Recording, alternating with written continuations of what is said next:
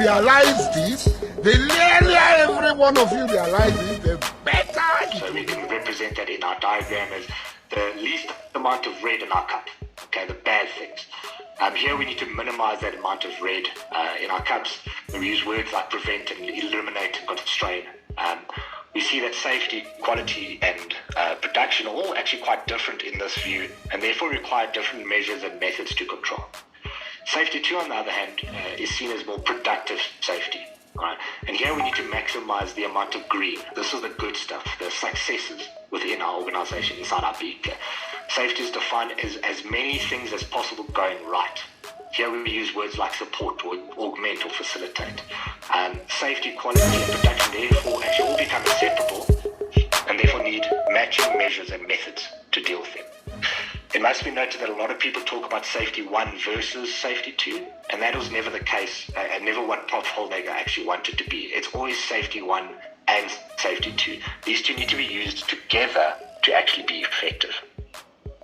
He also focused on looking at trying to learn from success, and he put the case through like this. He said that imagine that if you have something that has a failure rate of 1 in 10,000, right? We look at that one failure, we say that we've had an adverse outcome, therefore we have an absence of safety, right? This one outcome is easy to see because it's usually quite big, but it's quite difficult to manage and quite difficult to change. It also has very low predictive value because they happen so infrequently. But if you look at the other side of it, and we look at the 9,999 successful events that we had, we can say that in those times we had the intended outcomes, we had the presence of safety in organization. These are quite difficult to see, but not actually, because we do know how to look at them, we just don't. They're also much easier to change and manage because they have high predictive value. It's the things that happen every day, 10,000 times a day in your organization. And that's where the power of it lies, is that learning to learn from failure, which is what safety professionals are taught quite thoroughly, and applying those same techniques into learning for what makes our organization work, and then trying to replicate that. Moving on to some work, we talked about it a little bit earlier in James Wiesen work, looking at the safety culture. I'm just going to focus on one of those cornerstones called just culture.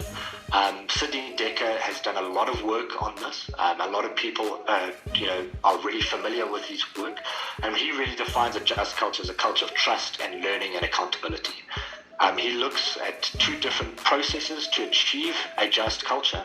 The first is called retributive justice, and retributive justice is based on 3 questions. It really asks which rule was broken, who was responsible, and then how bad the violation was, so what should the consequences be. Restorative justice, on the other hand, asks 3 quite different questions. It asks who has been hurt or who has been potentially hurt, what do they need to heal, and therefore whose obligation is to meet that need. And these are quite different approaches. Again, it must be noted that it's not one or the other. These 2 can be used together, but it must be used with purpose. You must know which one you're using.